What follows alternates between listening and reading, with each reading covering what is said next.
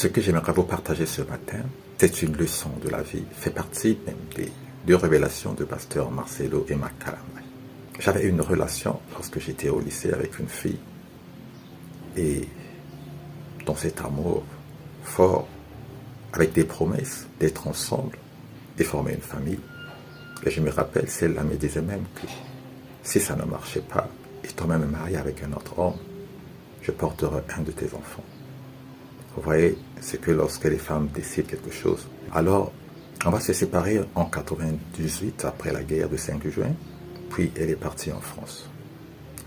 Moi, de mon côté, j'ai commencé ma vie normale, toujours célibataire, et j'ai commencé à travailler tout en économisant, dans le but également de la rejoindre. Or, cette dernière, finalement, s'était mariée avec un grand du quartier qui me connaissait bien, qui nous voyait dans ces débuts-là.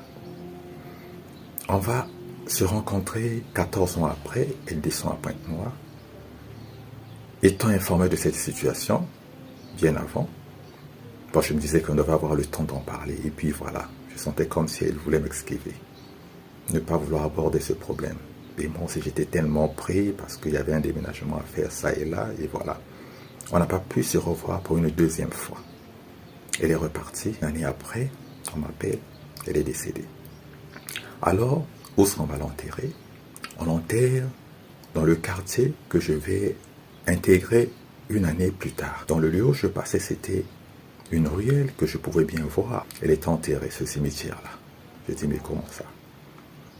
Elle était en vie, elle était loin de moi, et elle a même changé de direction en ayant une autre ville. Et lorsqu'elle est morte, c'est à ce moment-là, elle a été rapprochée de moi. Voilà, c'était choquant, mais j'empruntais cette voie parce que c'est aussi un raccourci. Et lorsque je passais, je pouvais voir là où était.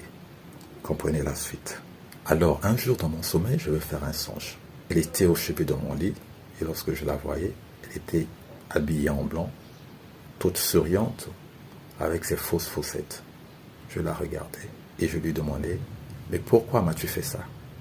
C'est-à-dire que la promesse que nous avons eu à faire à deux en étant jeunes, et d'un coup, il y a eu un revirement de la situation. Pourtant qu'elle pouvait me dire que voilà, ben, je vais prendre telle décision, mais malheureusement, ce n'était pas le cas.